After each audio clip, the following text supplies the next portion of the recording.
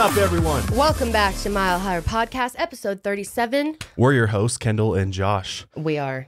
Today we are talking about the Dyatlov Pass incident. Okay, That's how you actually say it. I had to look up the Russian pronunciation for it. I'm not Dyatlov. Dyatlov. Dyatlov. A lot of people pronounce it wrong, but the official. I've been saying Dyatlov. A lot of people say Dyatlov. I don't know why. That doesn't even make sense. Dyatlov That's Pass. just like, A lot of people say Dyatlov Pass. Yeah. It's Dyatlov. Dyatlov Pass. Dyatlov. Okay, that makes sense. Dyatlov. Yeah. Okay. Dyatlov Pass incident. Anyway, this is super interesting, you guys. This is a weird one. And we're trying to do, because, you know, it is October. It's fall. We want to get in that spooky mode. So I think we're going to try to make all of the podcasts that we do this month not like necessarily Halloween themed or something like that. But we want to do like more creepy topics. Yeah, just like creepy stuff. A little bit darker than normal. And yeah, this is really weird. This is one of the most popular unsolved mysteries to this day. It's over around 50 years old. Yeah. Across the world. No one knows what happened to these hikers that basically died mysteriously in the Russian mountains. So yeah, it's a weird one, folks. It is very weird. So that's our main topic today, but we have a bunch of other things that we want to talk about and address before we get to that. And by the way, sorry, go ahead. Totally cut you off. But I just wanted people to know that if you personally don't want to listen to the subtopics or to any of the other things we talked about in the beginning, because this is just how we do our podcast. We like the chit chat. We know most of you like it. If you're one of the people who doesn't, Josh has made a table of contents in the description box of all our YouTube videos where you can click around and go exactly to the story that you want. Yeah, if you're lame like that. No. No, I mean the stories we talk about are awesome. They're real. We have some interesting things to talk about today. But this is supposed to be a chill gathering with like-minded individuals. Yeah. That's the feel here, right? I just wanted to say for people that just want to know about, which is fine. I'm going to say it wrong the whole time. What is it? Dyatlov? Dyatlov Pass. Okay. Dyatlov. Whatever. It's okay. I mean, we'll fuck shit up and we won't be able to say Russian words. Like the names are gonna be brutal, guys. So don't get ready. Please do not hold us to the pronunciation standards of a Russian in actual Russian. Is extremely hard too to pronounce. Like it's very weird. It's a very weird language. All right. Virgo's got to get back on track here. Right. I'll shut up. All right. Number one thing I wanted to mention real quick. So Spotify has been a big issue for many of you. Many of you have told us, hey, we can't find your show, or the show that I'm following that is you guys says like founded in 1969 or some crazy shit, and it gives you an error message. So guys, anybody that's on Spotify, all you have to do to find the show and all of the episodes on Spotify is to search Mile Higher Podcast, do a new search, and then follow that, whatever comes up. Because basically a bunch of you are still following the old page that got deleted because, long story short, I switched podcasting providers, so it created this whole fucking problem, but it's been solved. So that's how you find us on Spotify now.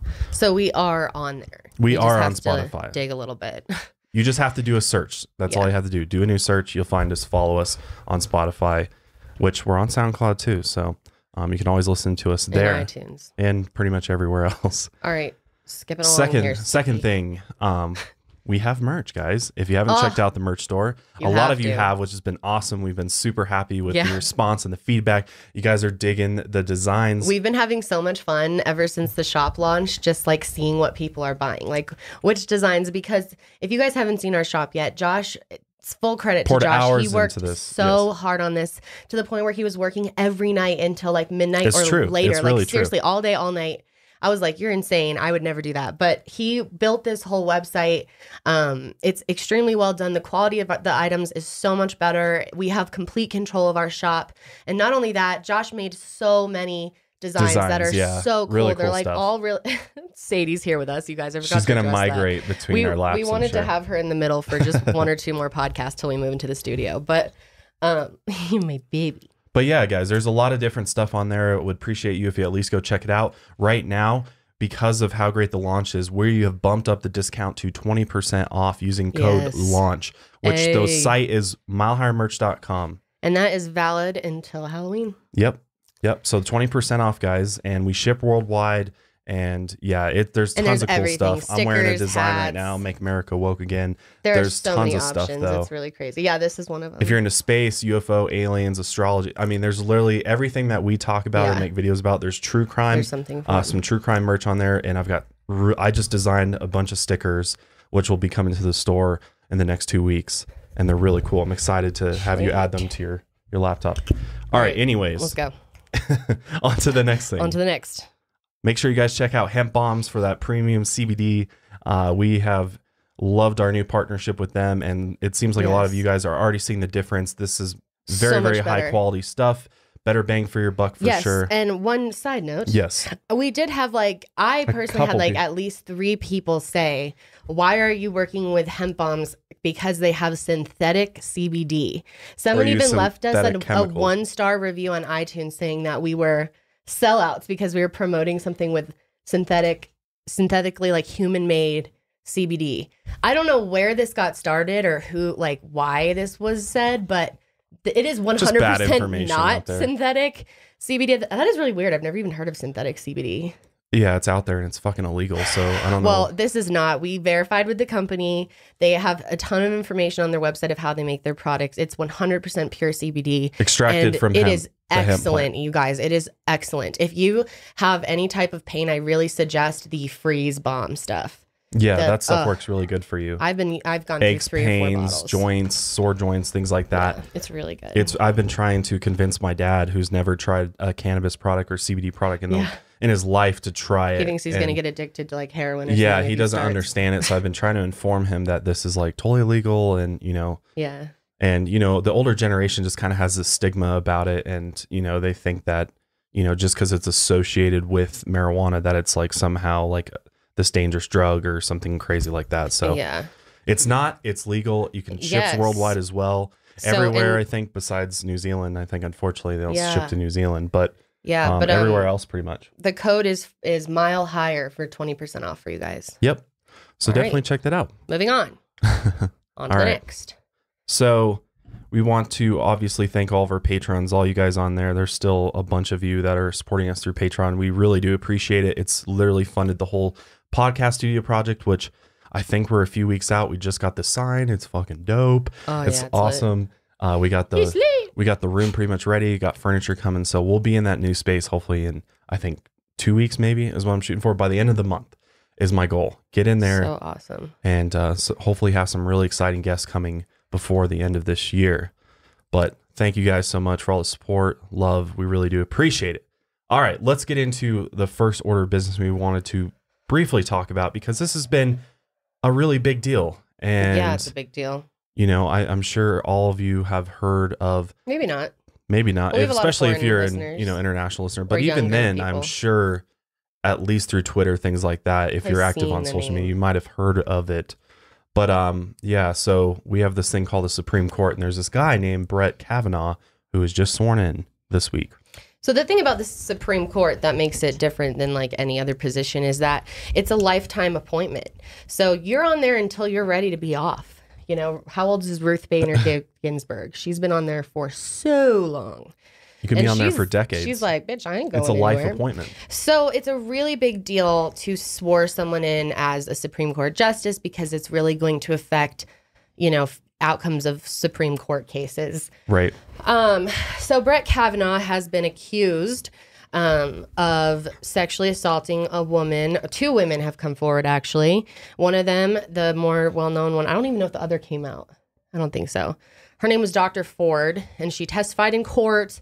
She told her story, and I watched it, and as a woman, I can tell she is not lying. She said things like, one thing that was really interesting, she said, is she was so scared after the experience of being sexually assaulted, which was by a few men at once, and Brett, she claims, is one of them. And she was so traumatized that for the rest of her life, she bought 2 front doors. That is something you don't just make up. No one just does that just to lie. And this woman, she's a doctor. She was so credible. Even Trump said she was so credible. So anyway, basically the Senate was like, that's fine. We're just going to let that go. And yesterday he was sworn in, or is he sworn in yet? Yeah, he is. He's officially confirmed. He's a Supreme Court justice. So Brett Kavanaugh, who is a possible sexual assault or the sexual offender, I should say, is a fucking Supreme Court justice. And I want to say, because I know there are people that'll disagree with me, and that's fine. I am not, people always love to like put me in it as a Democrat or this, and I know I come across that way. This isn't a Republican or a Democratic issue for me. I really hope that sexual assault is something that is not okay with anyone on any side. That's, that's how it should be. Yeah, I mean, on a human level, it's like, would you rather trust somebody with like some of the biggest decisions in, that a government can possibly make? Impact that so many has things. all these accusations and, people that have had these experiences with them. Like, whereas we could totally have a choice of like a million other types of good people that could. And we're not saying we just because he's a Republican, we don't want him. I don't look at party. We're not even a party I'd be totally affiliated. fine with a different Republican. And I was fine with Brett Kavanaugh until I found out all of this. Yeah. So it's just like, do we want to have someone that was even accused? But then, the president has like, 15 accusations? I mean, here's the deal. Like, I hate even talking about the politics because it's just, I know, it's so divisive so and fucked hard. and so just I never want broken. anyone in our audience to feel like ostracized or something. No, and this isn't like a political podcast, so we're not like political commentators. I'm talking about this, and I want to talk about it for the sole reason that, first of all, it's such a long term. Second of all, for the moral sexual assault, the moral is a aspect huge of problem. it, of the fact that this guy could be a potential woman,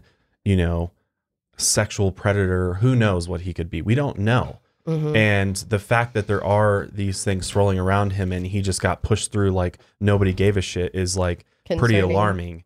So, for us, like we, especially Kendall with her work with Thorn and human sex trafficking and all these different things that are such a real problem. Why are we giving people that could have these behaviors and maybe have tendencies or have done these types of actions in the past to just, slide right through into essentially like what I call like the king's class? It's like the rulers of the lands. Like he is now a ruler of the land. And it's like, as a woman, and I'm sure a lot of women feel this way, it's really uncomfortable feeling like someone on the Supreme Court may like have zero respect for women at all, and it's just like, I don't want this type of person to make decisions about my body and what I can do with it or what my daughter can do with it. And he can be part of huge decisions that will happen. Who knows all the stuff that he could be on there for 30 years.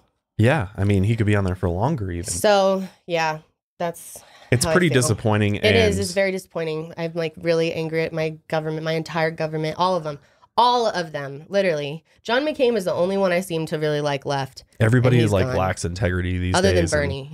Doesn't know how to stand up for what they believe in. I'm so sick of the Democrats. I'm so sick of the Republicans. I'm just so sick I mean, of the it. money and corruption and greed involved with politics today I think we need younger appalling. politicians. Like, why can't they get into these positions at age because 20, they preset them to be but much like that higher was when people weren't living as long. I mean, I don't even know what the reason is for that, but it seems really silly. Like, you're an adult, in your 20s. I feel like I could have a president in their 30s. You have to be like 45 or something to be president. Yeah, I mean, it's pretty ridiculous. I want young people in there. We need some voices to represent our generation. Because we keep sending these people in there to do it for us, and they don't know what the fuck they're doing. Well, it's like, at the end of the day, the government's supposed to represent the people, and that goes for any government in the world. Like, at the end of the day, the government should be a collective thing that is, everybody contributes to, everybody has an input on. But that's not the way it is. It's literally money controls everything. Like money controls the politicians. They control the parties. Money rules the world. The elections, it really does. everything. Yeah. So that's the sad state of affairs. And I mean, I think anybody in any country would agree. Like I don't think there's like anybody necessarily out there in any country that's like, our government absolutely has it right. They know exactly how to do it and how to. I think criticism of your government is very healthy and very important. Is something we should always do. Absolutely. But anyway, whatever. Anyway, I just wanted to come. I'm just so over it. But hey, I'll make sure you guys are registered to vote November. I mean, no matter who you're voting for, just make sure you vote November 6th.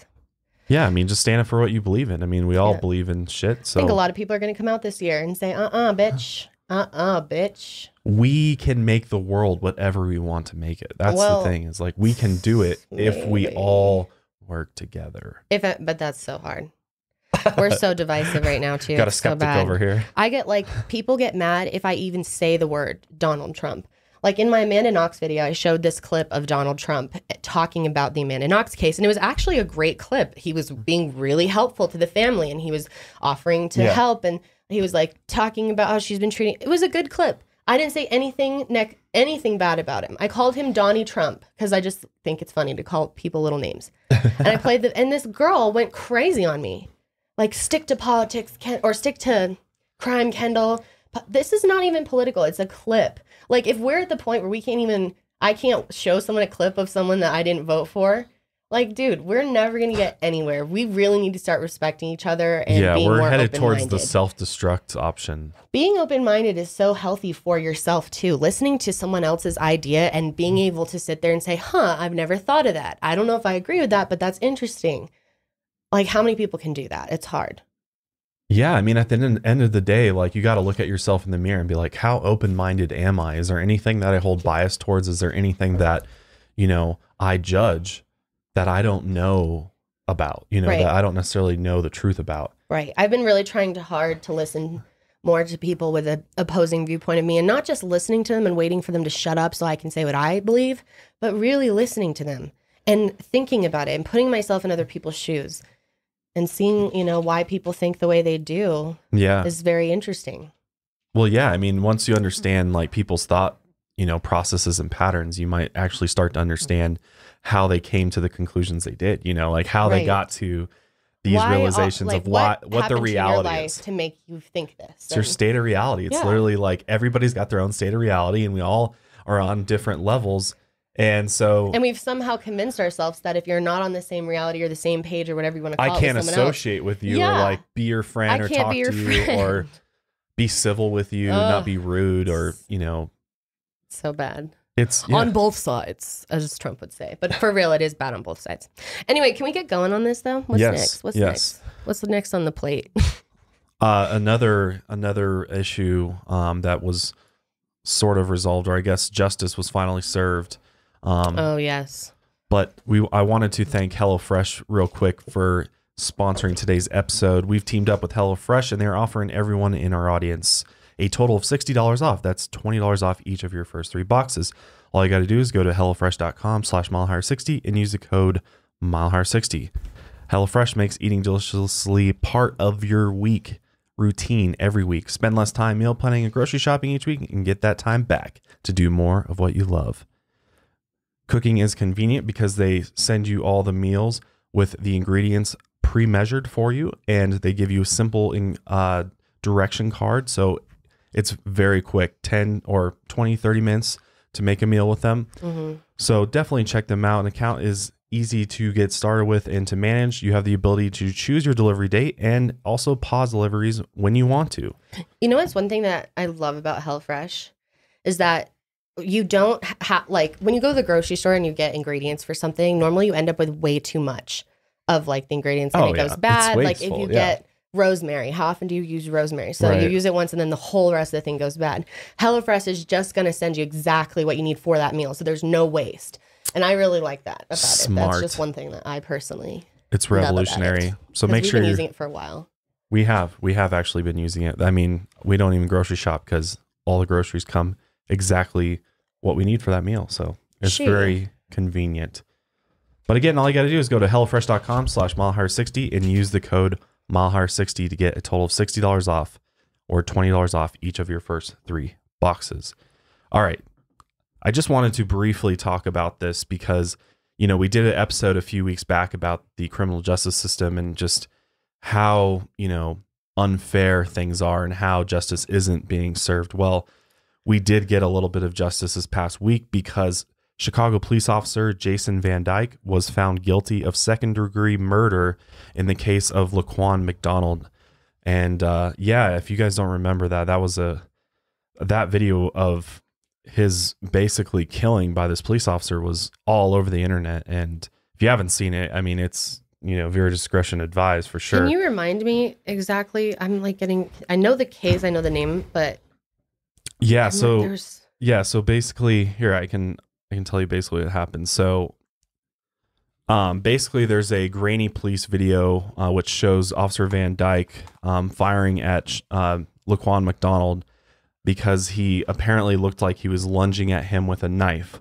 And this police officer had just arrived on the scene, and within 6 seconds of arriving on the scene, he put 16 bullets into this guy because he felt threatened, supposedly because he had a knife. Is this when he was running, acting erratic? Or he just did it all at once? It was like on the bridge. Yeah, no, he was just like standing there in the street, and he was just acting a little crazy, and he got out of the car and shot him, and like because he was threatening, I guess. I don't know. Well, good. They're finally cracking down. Well, maybe in this case, at least.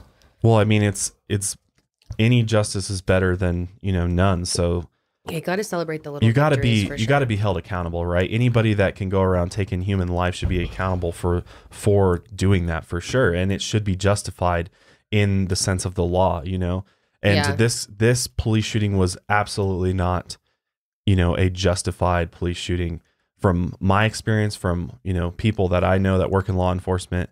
So to see him be held accountable, and such a controversial time, especially with the current criminal justice system, is definitely a major positive in a seemingly ending amount of tragedies that we see in this area. So I just wanted to just basically put that out there and realize that.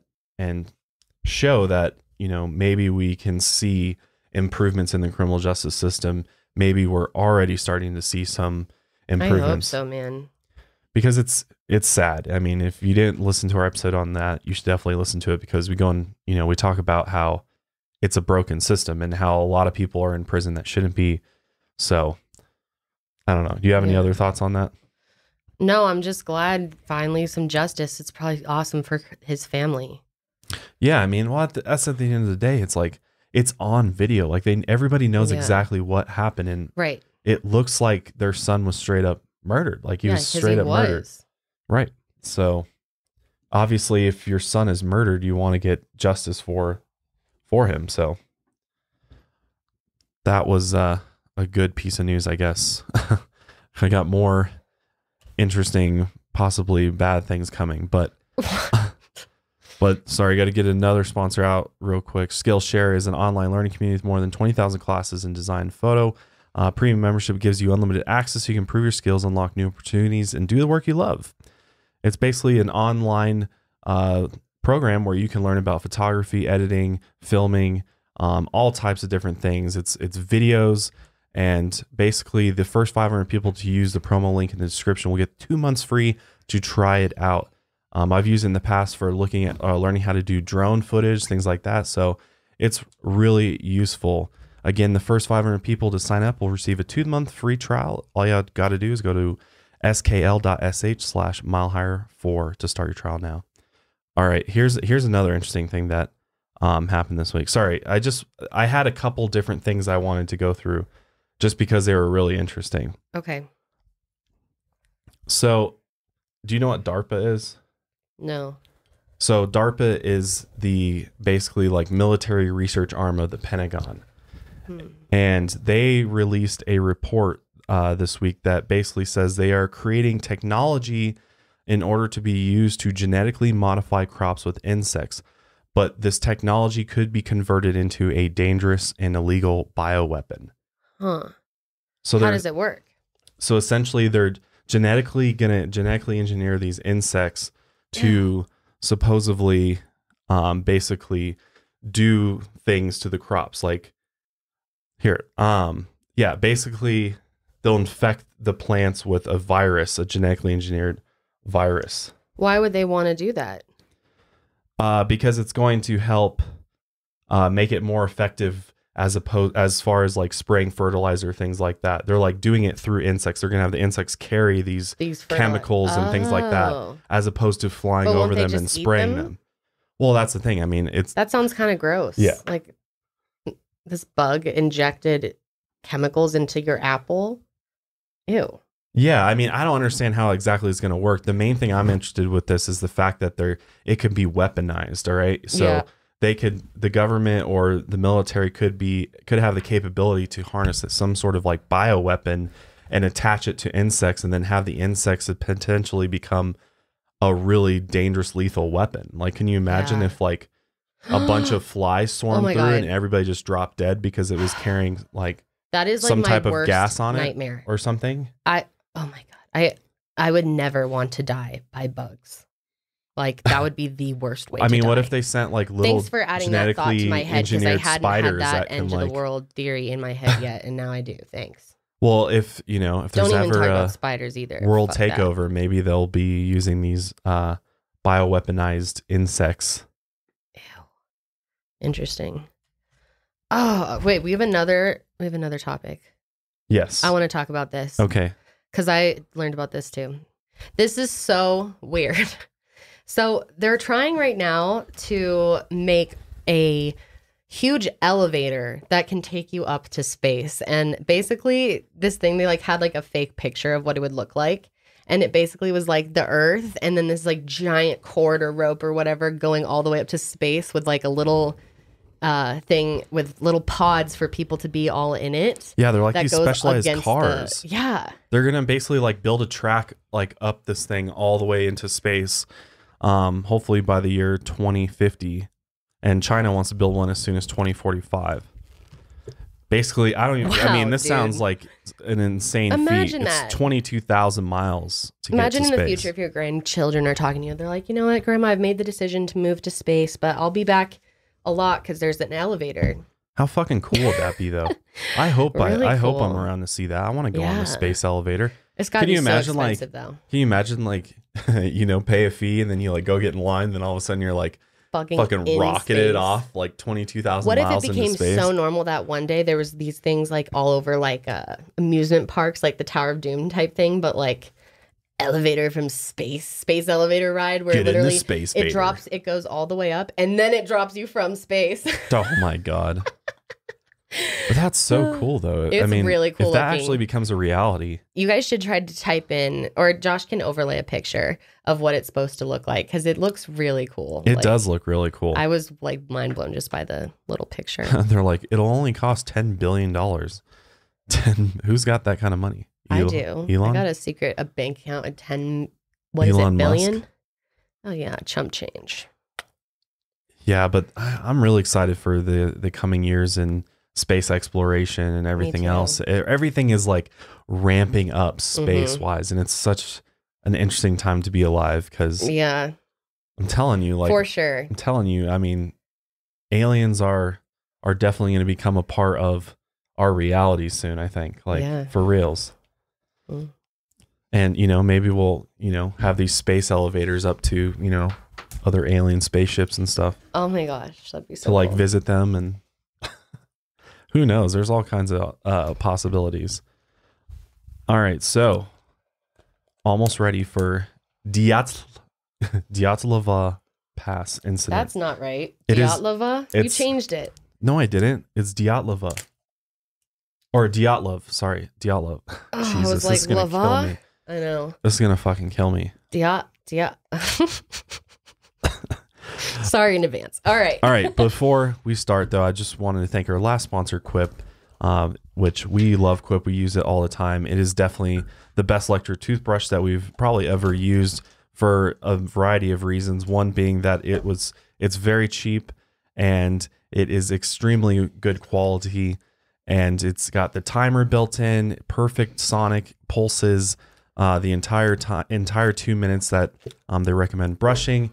And basically they send you new brush heads on a dentist recommended schedule, which is super nice. Every 3 months for just $5 with worldwide shipping. So yeah, I mean, it's super simple. They give you a really nice mount and cover, which is really nice when you go traveling. You can take your Quip with you. And yeah, just to get started, it's $25. All you gotta do is get quip.com/milehigher right now, and you get your first refill pack for free. For free? That is GETQUIP.com/milehigher. All right, fuck, I'm ready to get into this. They have rose gold toothbrushes, by the way. Sorry. Dyatlov, yeah, it is. Just saying. I love mine. I think mine is they're like cute. MacBook Pro colors. It's like the It even Apple feels like an toothbrushes. Apple, like the It does. material. It's Like like it feels like the old iPod minis. Oh, God, I remember when I first got an iPod mini. I know, that was so cool. So lit. Remember that one song that's like, actually, I never had the You're mini. my butterfly, sugar, baby. Come, my lady. Come, my lady. Have you ever heard that song? I'm afraid not. I've never heard that song, no. That was the first song I ever had on my iPod mini. I remember I was so jealous of everybody that had them. I would bring it on the bus. Oh, yeah. Before the shuffle. Before the shuffle, I had just like an MP3 player. Well, yeah, everybody had an MP3 player. Had like 23 songs on it. It's like Maroon 5 and like 5 other songs. Oh my God. All right. Okay. You guys ready? Sorry. Right. This is taking a while. It's funny because like some people love the longer we take and the more we goof around, people love it. Yeah. And then there's like small group of people that are like, get to the point. So, you know, we're sorry. Hey, we're just doing us. So yeah. If you don't like us, then, you know, screw you. No, I'm just kidding. Oh my God. All right. We're just having fun here, guys. We're not taking this too seriously. Supposed to be fun. You know, if you're like sitting here like trying to write your like college thesis on our podcast, not a good idea, homie. Please don't do that. This is for your entertainment. This is casual, man. Yeah, I mean, we're giving you we're not experts. The info, but yeah, we ain't fucking experts on this shit. And we're not Russian, so please don't judge us for our not being able to pronounce Russian names. There's going to be some butchering. Let's go. I'm ready for this. All right, let's get into the unsolved deaths of 9 ski hikers in the northern Ural Mountains in, at the time, Soviet Union, which is now Russia, between February 1st and February 2nd, 1959 is when this happened. So basically, the story goes that a group was formed for a skiing expedition across the northern Ural Mountains in northern Soviet Union. A man by the name Igor Dyatlov, which is where the name comes from, Igor Dyatlov, who was a 23-year-old radio engineering student at the Ural Polytechnical Institute, was the leader of this assembled group of 9 others for this ski trip they were basically going to go on. So they're all fellow students and peers at this university.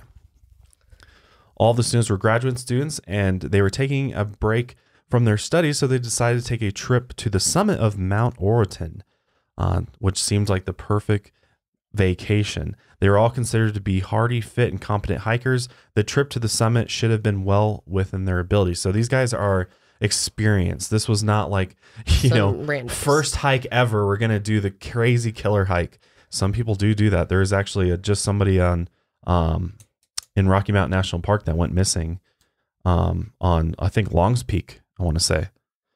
Just went by himself, hiking by yourself, which is the worst idea, by the way. That's Don't ever very dangerous. Always hike with a buddy.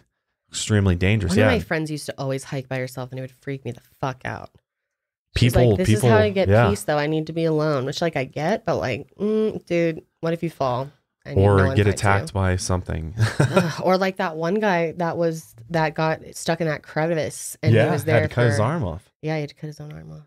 God, that is some fucking willpower. That doesn't show you that there's risks involved with hiking alone, then there's a lot of risks. There's a lot of. But it's a common thing. Like people go missing and die out there in the wilderness and hiking areas all the time. Yeah. All the time.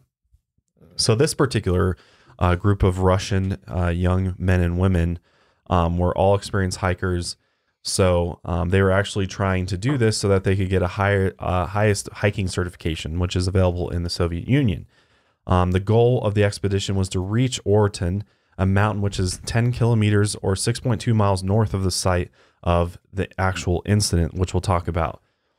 And at this time in the year, in February, it was estimated to be the most difficult time. So they literally they were like, this is going to be a challenge. We want to see if we can get to the top of Oraton.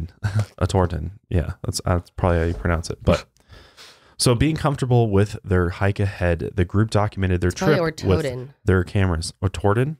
Oraton. I don't know either. Okay. So they documented their trip. They had cameras. They took photographs, which I will put some in the YouTube video for you guys, but I'll also link it so you guys can go look at all the pictures because there's tons of pictures of them and this journey they went on. So what could have possibly made these spirited group of hikers, which they were super pumped about this, they really enjoyed doing this, to basically die with little or no warning mysteriously, this hike would end up being their last hike they ever took. Damn.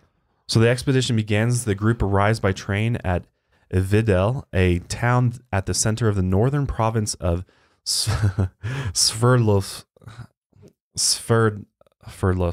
Oblast in the early morning hours, January 25th, 1959. They then took a truck to Versailles, a village that the last inhabited settlement to the north. While spending the night in this village, the skiers purchased and ate loaves of bread to keep their energy levels up for the following day's hike. Bread? That's all they got? That's what I'm saying. For their energy this is levels? 1959, but I mean, But I'm sure they had a little more still. than bread, Do you right? think they're smarter than that? Than to, like, you'd think you'd bring, like, a fucking, well, I guess they didn't have Cliff Bars or anything back then, but, like, something with substance, some beef jerky, some nuts. Yeah, They're like, bread, no, carbs only. We just want some baguettes, yo. We hit Panera on the way up. Yeah, they got that bread bowl. Yeah, I don't know. Loaves of bread. I mean, I'm sure they had probably a little bit more than loaves of bread, but that's what we know. But on January 27th, they began their trek towards the mountain from Versailles. And on January 28th, one of the members, Yuri Yudin, who suffered from several health ailments, including rheumatism and a congenital heart defect, was forced to turn back due to knee and joint pain, which made him unable to continue the hike with the rest of the group. But the rest of the group, which now became 9, continued on.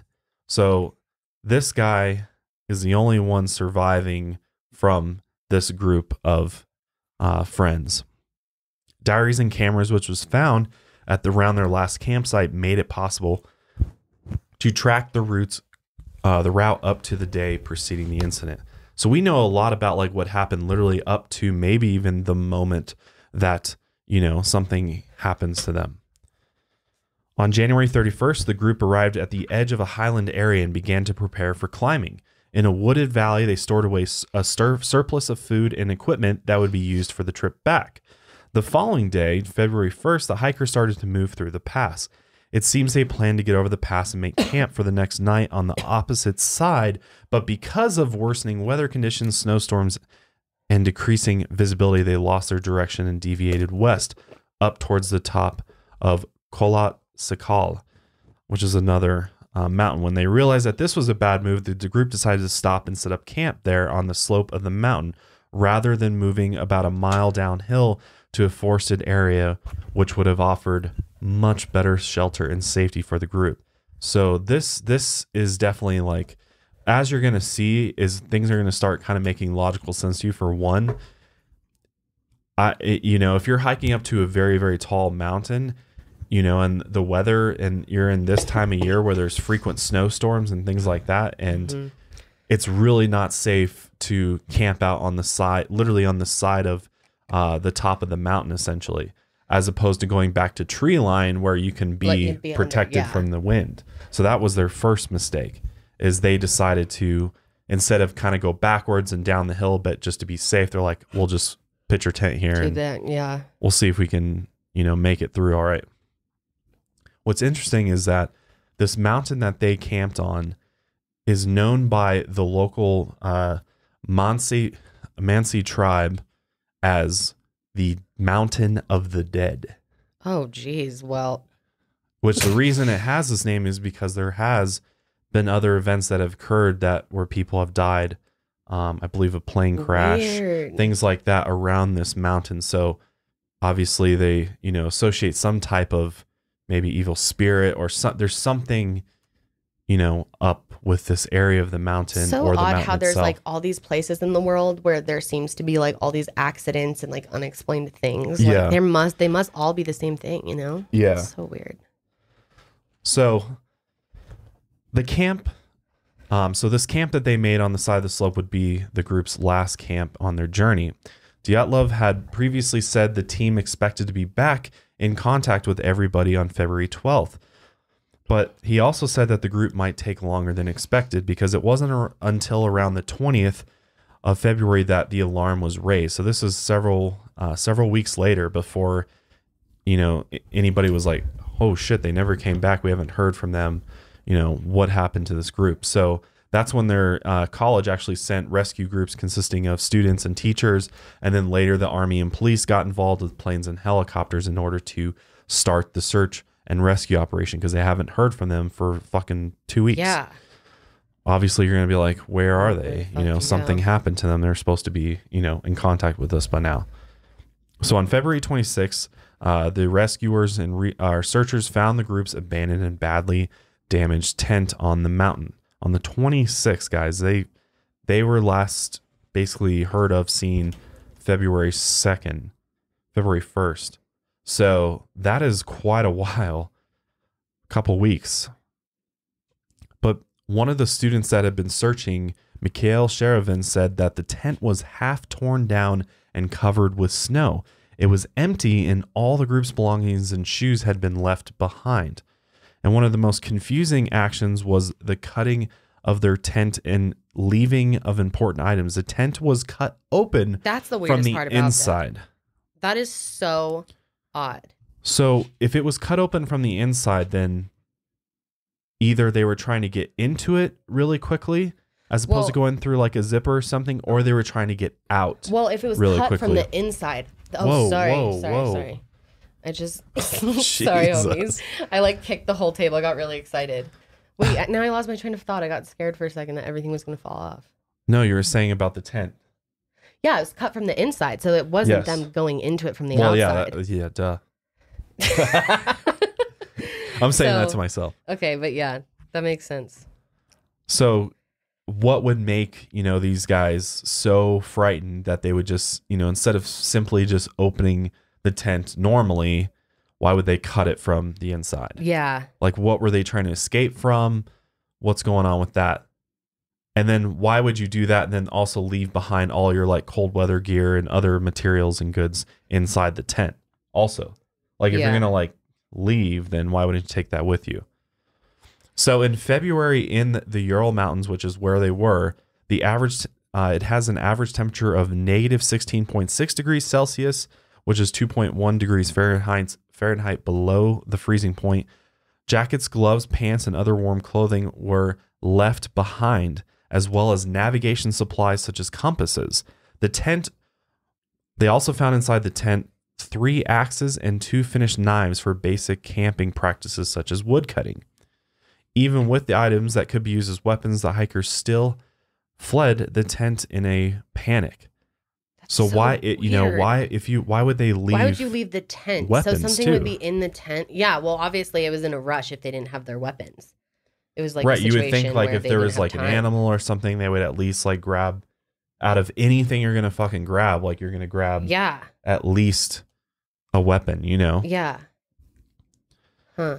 So what could have been inside of it that was? And why would they leave all that and risk like hypothermia? They must know. I mean, they're experienced hikers. They know they can't. But once your tent is cut, you're gonna get hypothermia either way. You're fucked. Well, they had their winter coats and stuff. They all still had their gear in there. Well, they left all that behind though, and left all in the tent.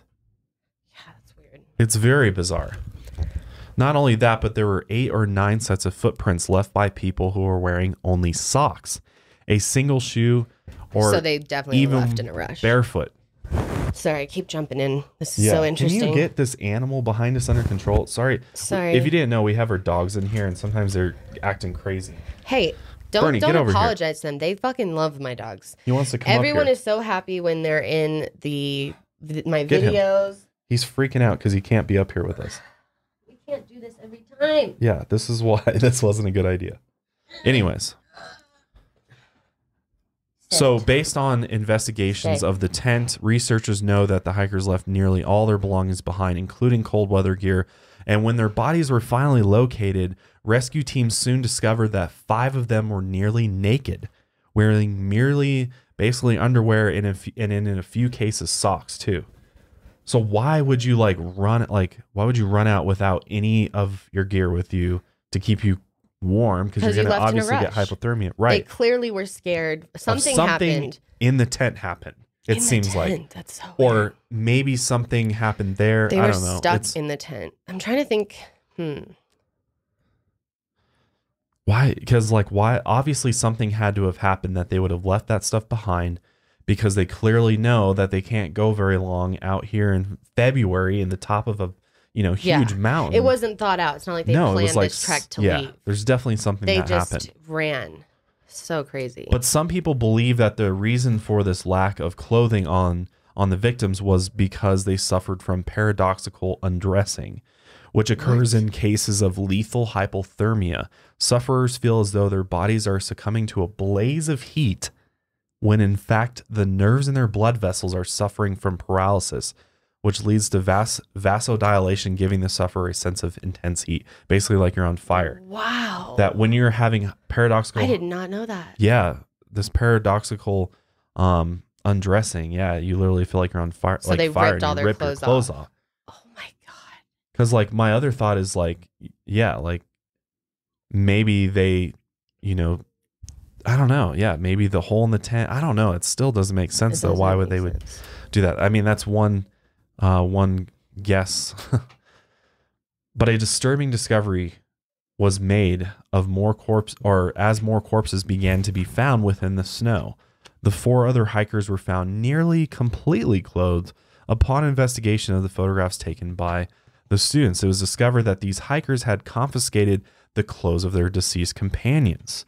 Clothing comparisons show that the last 4 people took the clothes off of their dead friends in a last-ditch effort to stay warm and survive the extreme cold. Oh, interesting. Yeah, that makes sense. Which that makes sense. I mean, if maybe their friends had already passed previously, so they're like, we'll just use their stuff. Maybe I'll try to save myself and use their stuff. So yeah, I mean, I would do the same. I think we all would in that situation. Yeah.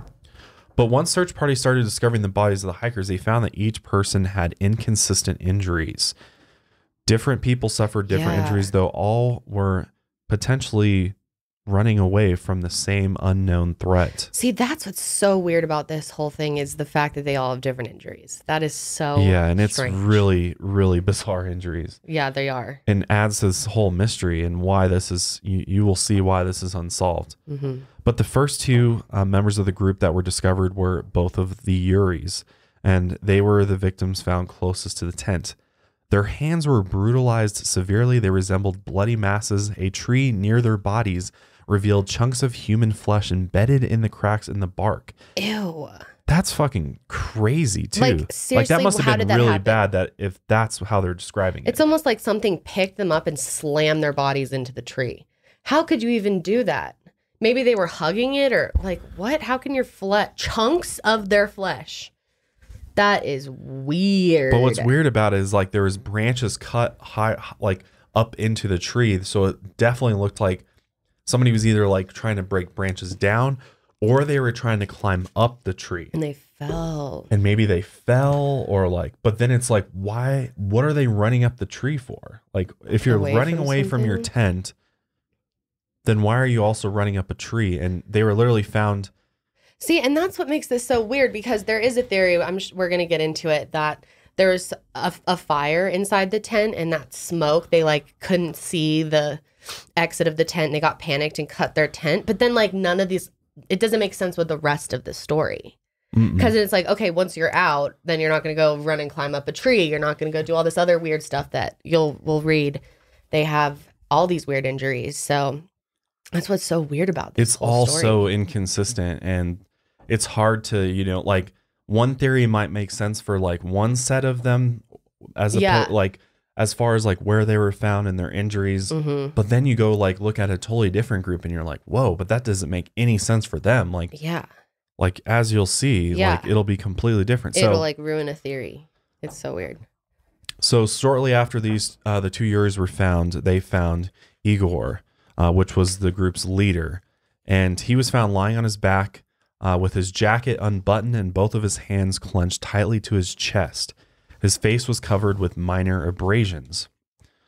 Rustam was soon found, and his corpse presented a new and devastating injury. Along with other minor scrapes, his skull was fractured severely.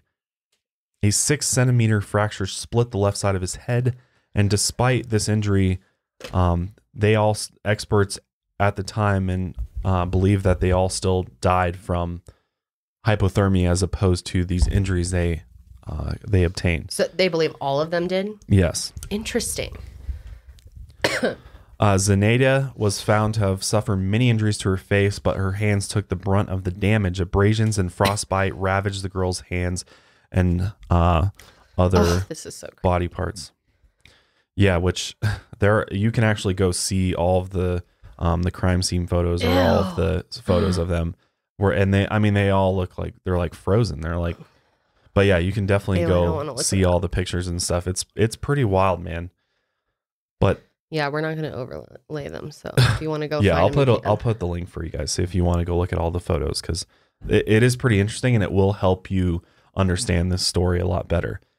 But it wasn't until 2 months later, before the other hikers were discovered in the mountains, and their injuries were just as odd.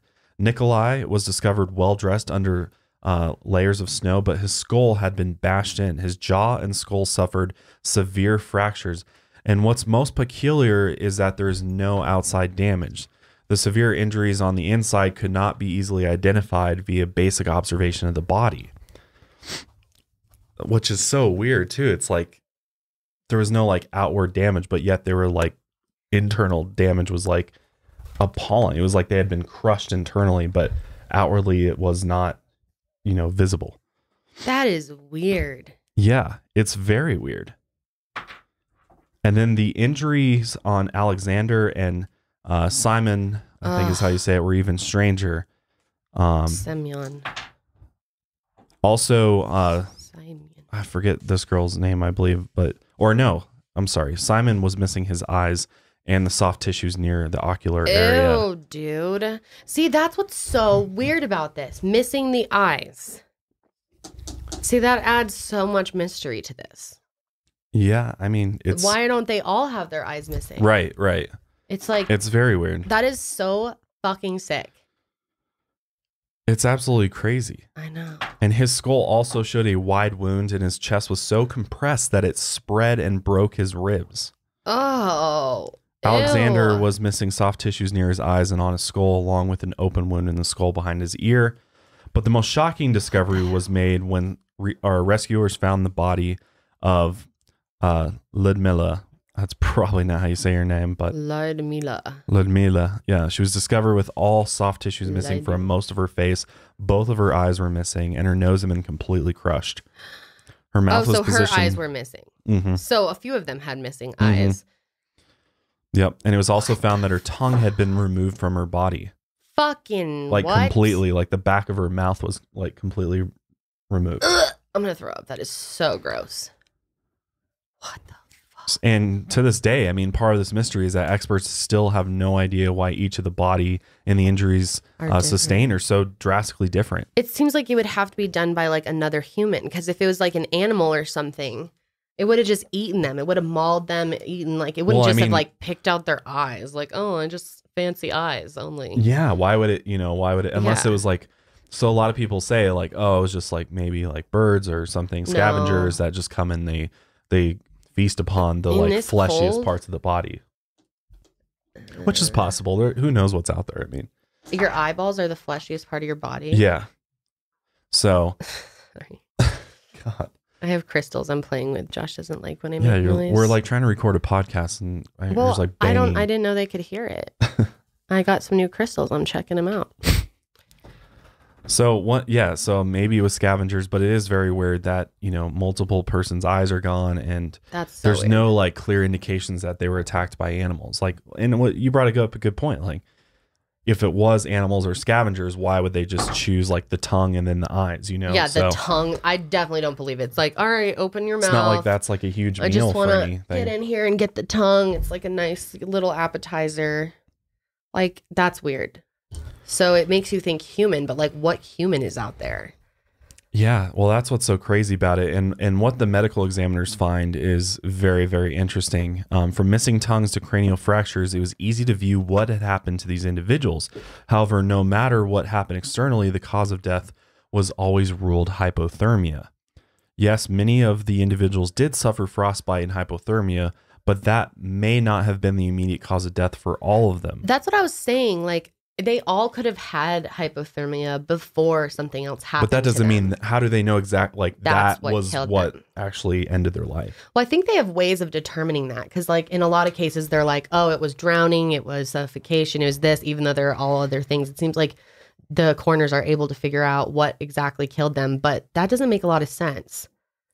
Yeah. Like I mean, the rest of the stuff just wasn't. It was just like no big deal for them. I would think that some of these other injuries, especially the dude who had his like rib cage like crushed.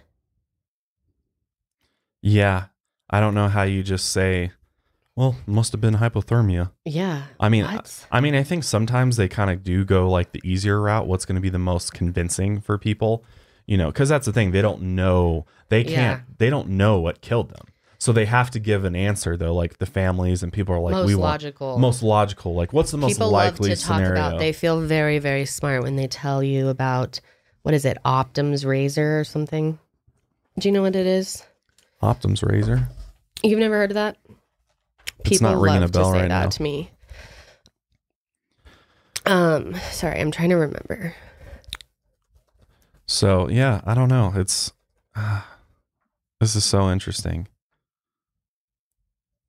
So the other explanation that was basically considered, or that they wrote down as sort of the answer to, or the conclusion that they came to after this investigation, was that basically a compelling force was used to injure and kill the hikers.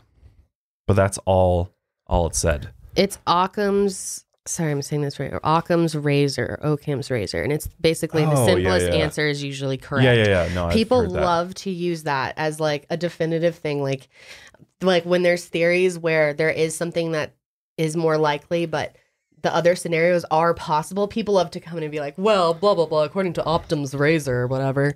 Then yeah, but that's just so that does not work in every case. one way of looking at the most things, logical answer is not always the answer, and I hate when people just like close off because they're like, oh yeah, it's only the most simplest answer to what you know. Yeah, it's exactly. not like it's limit. people who It's only don't limited leave room to your for knowledge. any just pondering or wondering, or they're like, oh, most likely they just got hypothermia and died. And it was an accident. That's what someone would say. Yeah. No, you're absolutely right. So there was no plausible indication of what this compelling force that they basically indicated it was actually was, whether it was an avalanche or some other happening that could have occurred. I think you would know if it was an avalanche, because wouldn't they be kind of like buried? Yeah, and they weren't like buried in snow. There was snow on some of them, but some of them were not buried at all. Yeah. I think there'd be evidence of that. So this compelling force note was actually what was put on the medical examiner's report as to what happened. Like, I don't know what exactly happened or how they sustained these injuries, but they died from hypothermia was the conclusions. So after the examinations of the bodies are done and the medical examination, Jesus, medical examinations were done and the reports were done, this case was closed. Like, they just closed it, sealed it up, called it done. Like, the Russian government took all the documentation about the case and possible causes of death and sealed them by issuing a government resolution. Before adding the Dyatlov Pass incident to the realm of cold cases, investigators did try to come up with some explanation as to what happened to the hikers. Attempts at reenacting what happened that tragic night were performed without any real questions being answered. Dead ends and disappointments led to the quick closing of the case. So the Russian government was like, we're not going to even give people an opportunity to look into this further or try to come up with all these theories, even though people totally came up with theories about what happened to them anyway. And so this actual investigation was just closed in May of 1959. Only a few weeks after the bodies were discovered, and the files were archived, classified, put away, done, sealed shut, done. So that's another aspect of this that's just weird, is that the way that the Russian government handled it and how they sealed it away and kept it pretty tight for a long time. That's weird. So basically the the prosecutor and investigator of basically the guy that looked into the Dyatlov incident, he concluded that the deaths of the expedition members were due to a series of mistakes by Igor Dyatlov. On February 1st, he began the ascent to the summit at 3 p.m., even though he knew about the difficulty of the terrain. Furthermore, this was Dyatlov's mistake. He chose a line 500 meters to the left of the planned pass that lies between peak 1079 and peak 880. So the group found themselves on the eastern slope of peak 1079. They used what was left of daylight to ascend to the summit in strong winds, which are typical for this area, and low temperatures of minus 25 degrees Celsius. Dyatlov found himself in bad conditions for the night, so he decided to pitch his tent on the side of the slope so as to start in the morning without adding distance from the forest. Considering the absence of external injuries to the bodies or signs of a fight, the presence of all the valuables of the group, and also taking into account the conclusion of the medical examinations for the cause of death of the tourists, it is concluded that the cause of their demise was overwhelming force which the tourists were not able to overcome. This is the literal official investigators' final notes on the case. Wow. The cause of their demise was some force which they were not able to overcome. And then the files were locked, sealed That's away. helpful. Not until the 1990s is when the files resurfaced, and parts of them are actually missing, which is interesting too. Dude, something's going on. People are starting to think sure. like there's some type of, Russian, interference, or, the Russian government or military may have something to do with this, as we'll talk about later, because there's a few more interesting things about what was found in this investigation. So what's interesting is that some of the hikers' clothing had high levels of radiation on it, and the campsite too, upon further exploration, gave off large amounts of radiation as well. Many members of the hikers' families also noted that during funeral services, the bodies of their lost loved ones appeared to be giving off an unnatural orange glow, and that some of their hair had gone gray. What? The orange discoloration was thought to be due to intense radiation at the scene of their deaths. Being that this was a time for new voyages into the realm of nuclear weapons, it was thought that perhaps the hikers had come across some Russian testing zone leading to their deaths. Russian authorities, however, assured that no testing was going on in the area. And another speculated explanation for the radiation found on the hikers in the area was from the environmental makeup of the area itself. It is naturally spewing radiation, but this theory has been too dismissed. So what causes the radiation that they found on the clothing? Which, looking into this further, it turns out that I think it's only a couple pieces of clothing that are actually emitting this radiation levels, and it's not like high off the charts, like this is like out of this world or something really crazy. Like it's fairly normal radiation. So doesn't like everyone have some level of radiation or something? Yeah, I mean there's some level of radiation. I think everywhere. Everything, yeah. Yeah. But what they didn't actually, what a lot of people don't know is that two of the guys actually worked in areas for their jobs that were radioactive. Like one worked in a plutonium plant and stuff. Because okay, then that makes sense. This is like Cold War era, so they were like working on missiles and weapons, and it was like, they were working on all kinds of radioactive. So that shit. Makes sense. They probably just had if only some of them. Well, if you work somewhere where it's radioactive, it's gonna like be on. So I'm guessing people think it's UFOs or aliens or something because of the radioactivity is really what gives kind of the segue to a possibility. Well, not only this, but the possibility of maybe they encountered some type of alien spacecraft, UFO that, from what we've seen in the past with UFO incidents, they leave behind radioactivity. Like the ground is radioactive in some cases. Interesting. But it could also be that they ran into a top secret classified military base, or, some type of testing grounds even of the Russian military, which I think is almost likely. Now, this is interesting. There was lights or orbs seen in the sky. So during the night of the tragedy, there was even more weirdness happening in the skies above the hikers. Another set of hikers who were a distance away from the Dyatlov group claimed to have seen multiple strange orange spheres hovering in the northern sky. What? So they're basically seeing orbs. And I mean, if they were seeing them that night, not that far away from them, wouldn't these guys have seen them though? Like they had cameras and stuff. Well, they probably did. And then there was that one picture that they took. Yeah, there is the one picture. Which they did we'll take about. one picture, and we'll talk about it's the last picture on this dude's camera. Yeah, and plus, like, who knows how much time they had? They could have been like, "Holy shit!" and like taking pictures of it, but then they were like, "We got to get out of here!" Like, screw the pictures. They only had time for one. Yeah. I mean, I don't know if I'd necessarily think to get my camera if I was like literally being attacked by aliens. So there's multiple witnesses that saw these orange spheres in the sky on the night of the Dyatlov Pass incident. And at this time, UFOs were being seen, and this was not the first time within 6 weeks of the incident that people saw UFOs. And even the actual investigator into Dyatlov Pass, the incident, Lev is his name. He also thinks that these spheres could somehow be involved in what happened to them. Yeah, that's what it could be. I mean, the fact that this is the last, if anything is important on that camera, it's the last photo.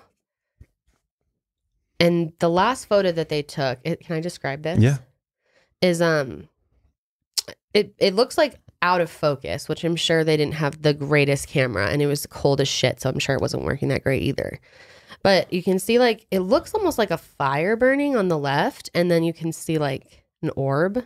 Yeah, it looks like a bright object moving against a dark background. It looks like it's like a night sky pic. Yeah. And it's attempting to take a photo of, you can almost like see little stars. What looks, I mean, it looks like a little orb in the middle.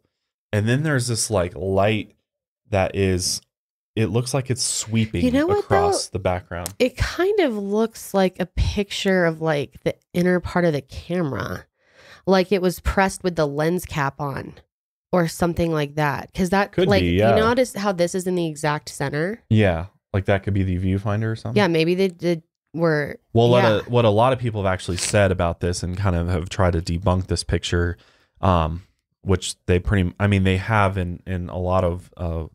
Or it was broken. It could have been broken. Yeah, it could have been broken. Look at that. There's like this little part right here that could have been part of a broken lens, and maybe it wasn't focusing, but they were trying to take a picture of something. It's true. But a lot of people speculate that it could be the little dot you're seeing in the middle could be a reflection of something like a flame, or maybe the moon, or maybe anything, maybe fire. I mean, who knows? Yeah. I don't know if I see that, but if you look at other photos where there's reflection off of something like the sun or something, I'm sure you've seen it. Like you get that little sphere in the middle. That's what it looks like to me. It looks like something with the camera, because look, there's like a hole. It looks like it's a circle. Yeah, it's a really bizarre like picture. Vignette. It really is. Weird. And it's been called the 33rd frame. That is really bizarre. Wow, what a strange case. Yeah, they found this image on the camera, which was on a tripod, and the lens cap was open, and the camera was ready to shoot.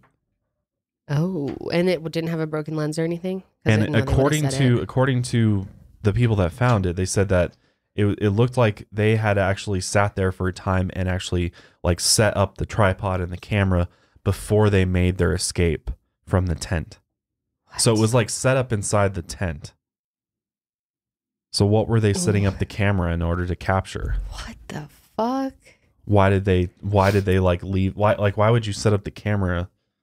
That is too like weird, that? Dude. I have no idea. And then like cut a hole through it. Like maybe they like set the camera up, cut a hole in the tent so that they could see out the hole in the tent through the camera.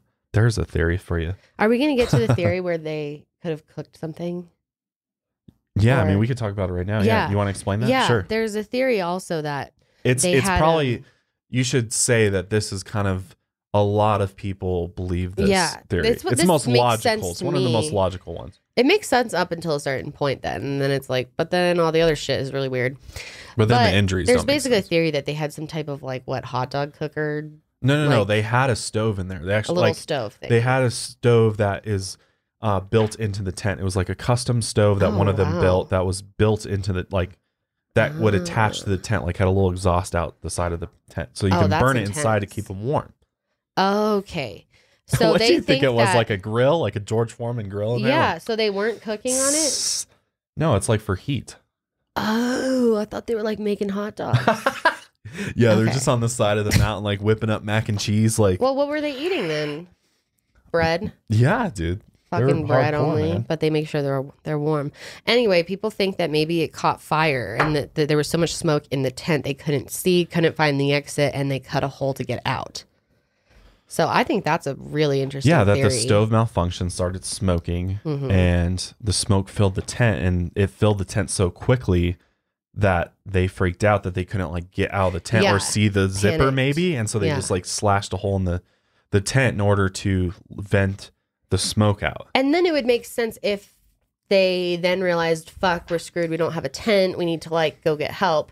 And they try to go get help, and that's how they were found in different places. But then that would also you add the weirdness of their eyes being missing and their like But it also does kind of explain like maybe they were trying to like climb up the tree in order to like look for like help or see where they were at or something. Like maybe they were trying to scale and they kept slipping and they kept like. But how would that get your eyes out or your tongue? I mean, honestly, that's the weirdest part. Yeah, I mean, it could just be birds though. Like for all we know, it could be. I'm just saying there's a good chance it could be. I have never heard of a bird. Well, I've heard them picking out eyes, but not a tongue. There's vultures and shit that do that. But they're gonna just cleanly pull out your tongue. Be like, oh, I prefer tongue. I mean, I don't know if it was cleanly pulled out. I mean, it was like. No, I mean, it was gone. Feasted on, yeah. They didn't say it was partially there. It said it was fucking gone. So that's just too weird for me. I feel like, to me, there has to be something else involved in this.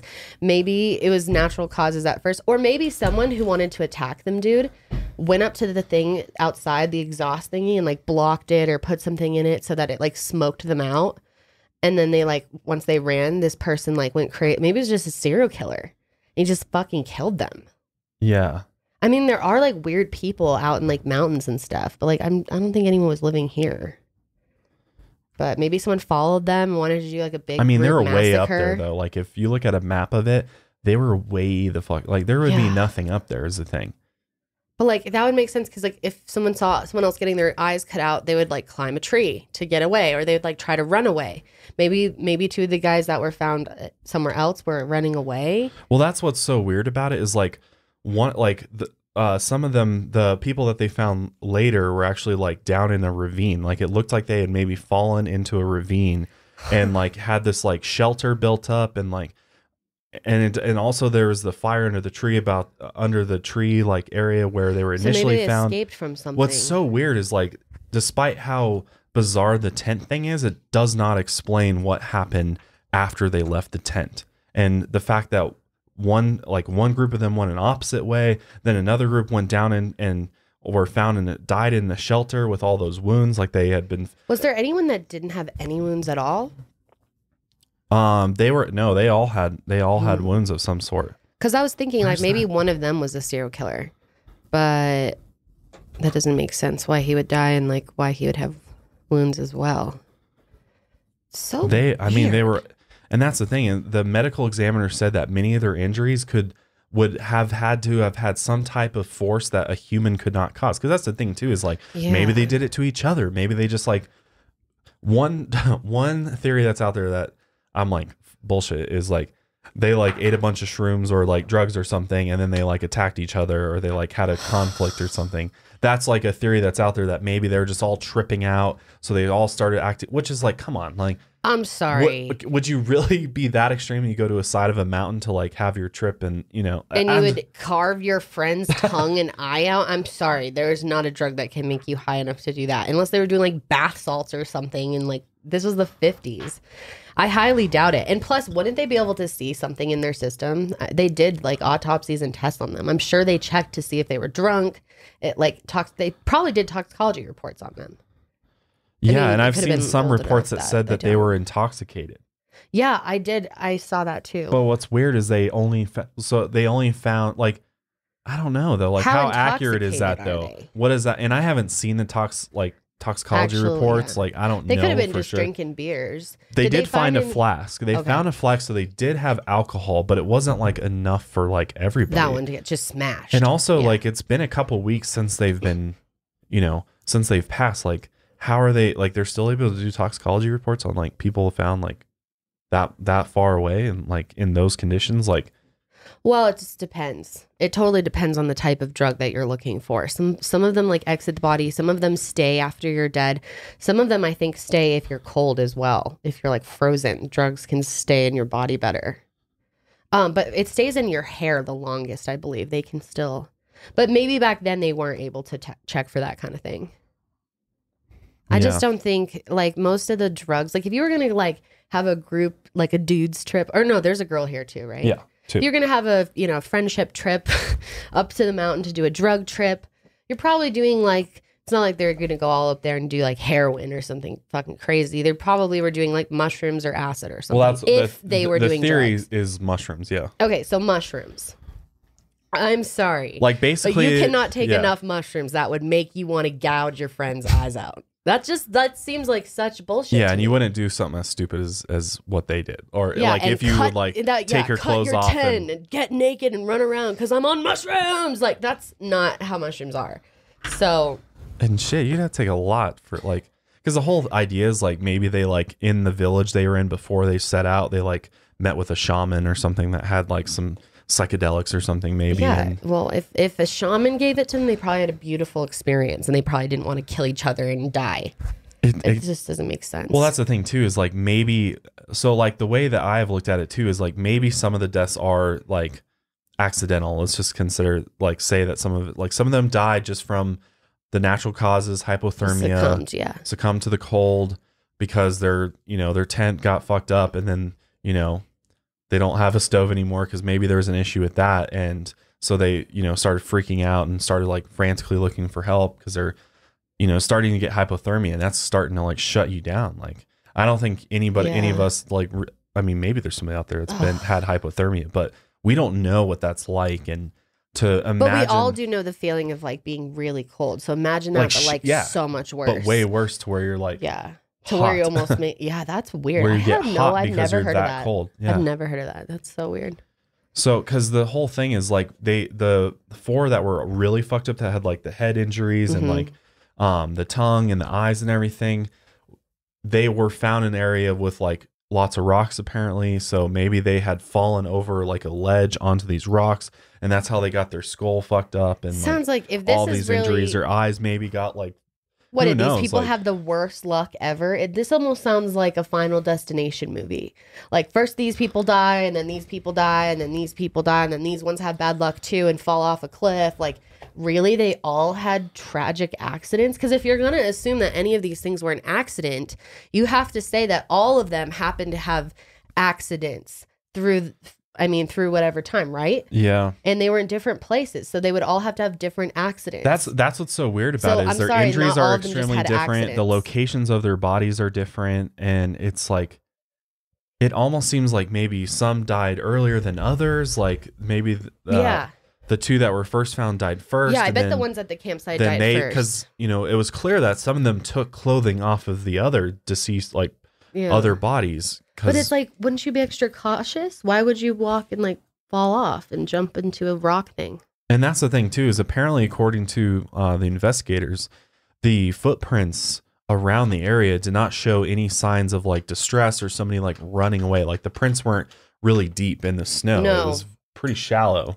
Looked like they were calmly walking away. Just like walking away, and then all of a sudden you just like. But it's like if you just saw your friends die, but they could have been alive when they left camp. That is possible. Maybe they had 2 different bad luck situations. Like these guys, maybe they didn't even know that each other died. Or this is such a weird story. This is like it's blowing real. I mean, there's a mind. reason why this has been unsolved for 50 years. Yeah, and it's one of the most famous mysteries out there because nobody knows really what happened. And like as I'm starting to like understand this better and better, I can definitely see where just a weird freak, because I think we sometimes forget that like freak accidents do occur. Not everything has like some ulterior motive or purpose behind it. Sometimes just random shit happens, and like maybe in this case some random shit happened where their tent filled with smoke, they all had to get out and they couldn't get their clothes, and maybe they were like, you know, they may have already been undressed because they had their stove on to keep the tent warm, so maybe they had taken off their maybe together? Who knows, maybe they were like, that who knows, so weird, but they weren't naked though, they were like in their underwear, maybe they were like getting ready to go to bed or something, and then something happens with the stove and it fills it with smoke. But again, they all had not all of them did. I'm not saying that all of them left the tent without clothes on. Some of them may have left the tent with clothes, some didn't. No, I'm saying, but they all had accidents. That doesn't make sense. They were in different spots. Here's my explanation. Okay. All right, listen. My explanation is this. So they leave the tent because the tent has filled with smoke. They have to abandon the tent. So now they're out. They're cold. Some of them are already, you got to remember, it's 20, 30 below zero. It's extremely cold. You're going to start succumbing to the weather very quickly. So they're out walking. Maybe some of them the two guys that tried to climb the tree to break branches because they wanted to build a fire. They're like, we got to build a fire now or we're going to die out here because it's so fucking cold.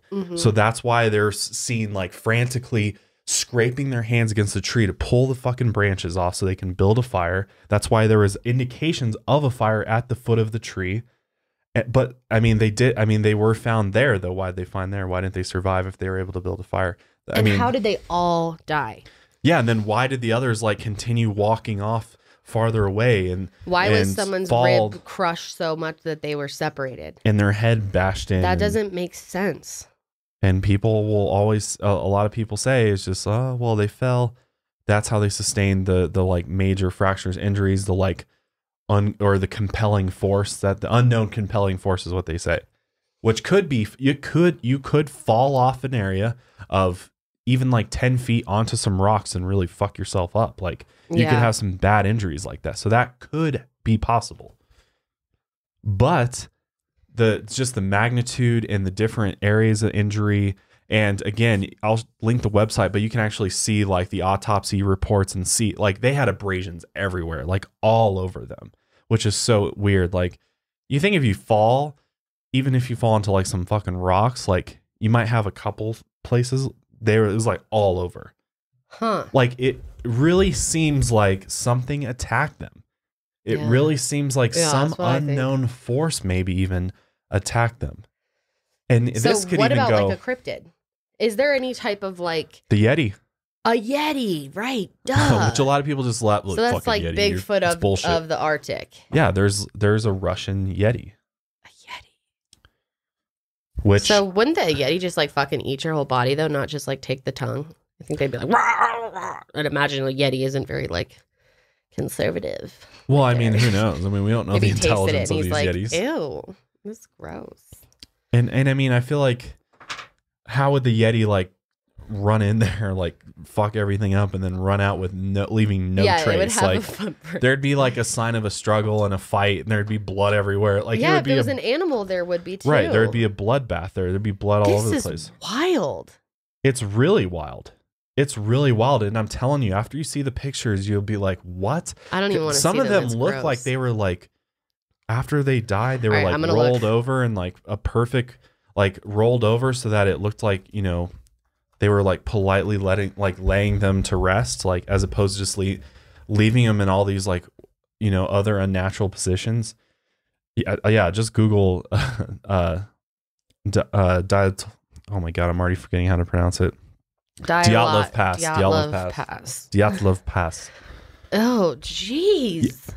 When you see the pictures, you'll see how fucked up they are. Scratches on his arm from the branches. No way, dude. That is really weird looking. It's really the pictures fucked up. of the victims is what really makes this so weird. Oh, this is gross and freaky.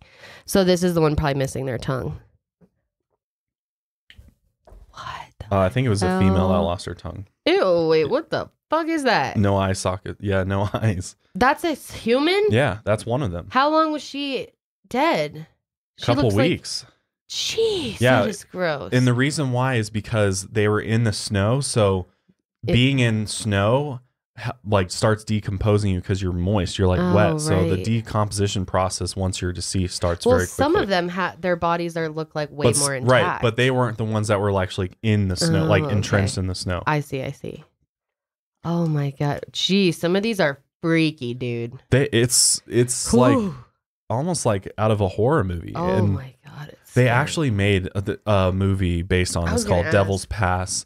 And I haven't seen it, but I saw the trailer and I was like, whoa. Basically, another idea is that, you know, we talked about the Mansi tribe, which is like the locals there, and they have called this mountain the Mountain of the Dead. Well, one theory is like maybe there's some type of supernatural force at play here, or or it's like a cursed area that they went through on this mountain. These like ancient, there could be like some evil spiritual type shit going on. Yeah. And, you know, maybe they encountered something completely paranormal. I mean, who knows? Like some just unknown compelling force. It seems like a possibility. I think you have to consider everything since we don't know. We just don't know. And we will never know what happened that day unless we build a time travel machine. And then we can time travel back then and teleport to that location. That'd be cool. So, yeah, I mean, it's really interesting. I mean, one of the things that came to my mind too is like, well, this could be explained maybe by an avalanche, but this has been pretty much like debunked because the location of the incident itself did not have any signs of an avalanche occurring. Oh my gosh. Because usually you can actually see. Sorry, I just need to say something. Jesus, oh my God. What are you doing? I'm sorry. Oh my God. Sorry, you guys. This is crazy. No, I have to tell you. In the last like 10 minutes, I've had like a ton of subscribers. Dude. It's SpaceX. Is that what it is? It's fucking SpaceX. Is it in Tijuana? Yes. It's in Tijuana. It's SpaceX. They announced it previously. SpaceX is launching a bunch of shit. From Tijuana? No, you can see it from that area of the country. That's where they're launching it. Oh, okay. Yeah, I'll show you the announcement. They said they're announcing it. I'm pretty sure. I mean, I'm not 100% sure. I'm pretty sure what you're watching. I've had so many people send it to me. I know, because we've seen that before. It was SpaceX, the blue looking UFO. Basically, there's somebody's tweeting videos of Someone looks said, like dude, a there's blue... some weird shit in the sky. Yeah, everyone's referring to that. It must be the SpaceX rocket. Yeah. Google that. Google the SpaceX launch. Okay. Sorry. I just wanted to talk about it in case it was like a UFO. I was like, our audience needs to know. Sorry. Go ahead and finish up. All right. So just a couple other theories I wanted to mention. One theory is out there is that that's been hypothesized is that maybe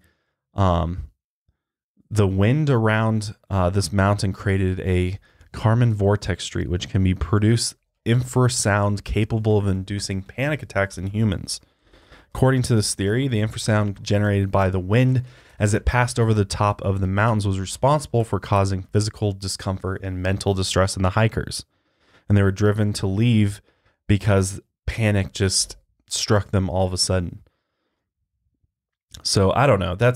I guess that's possible, but you know, maybe that's crazy though. I feel like why haven't we, you know, had confirmed reports of this happening before? That would be my sort of my response to that. Like, you know, if it was some type of like weird, you know, scientific infrasound event happening, wouldn't we have seen this in the past? And they basically just said because they were panicked, they stumbled and fell, and that's how they got their injuries.